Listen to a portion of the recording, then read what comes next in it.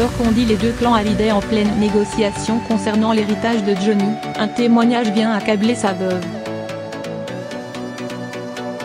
En effet, selon Jacques Seguela, Laetitia Hallyday serait la seule responsable de cette guerre familiale. Après la mort de Johnny Hallyday et surtout après la révélation du testament de ce dernier, Laetitia Hallyday est passée du statut de la femme aimante et veuve éplorée à celui de marâtre manipulatrice qui aurait manigancé pour que son époux déshérite ses enfants.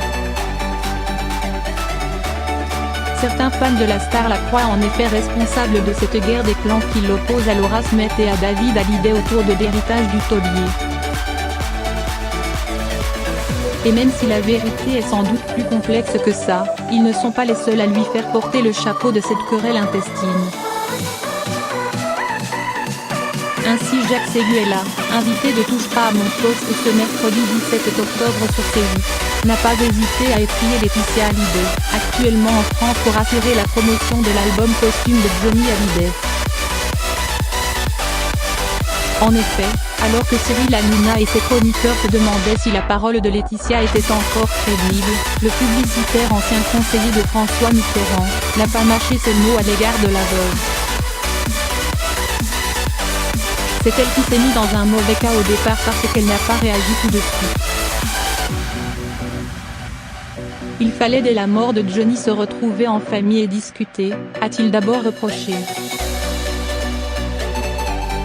D'autant que Johnny n'a pas la richesse que l'on dit.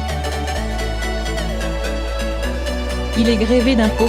Il doit 15 millions au fisc français et je crois qu'il y a 10 autres millions qui arrivent. Donc ils sont en train de se déchirer et de déchirer l'image de Johnny parce que ça laisse quand même des traces même s'il est au-dessus de tout, a ensuite ajouté cet expert en communication. En mars dernier, il avait déjà accablé Laetitia Hallyday sur tout. En 24 heures, la veuve blanche est devenue la veuve noire. C'était la femme préférée des Français, elle est devenue la femme détestée par une faute de départ tragique. Point. Le silence est mortel dans une affaire comme ça.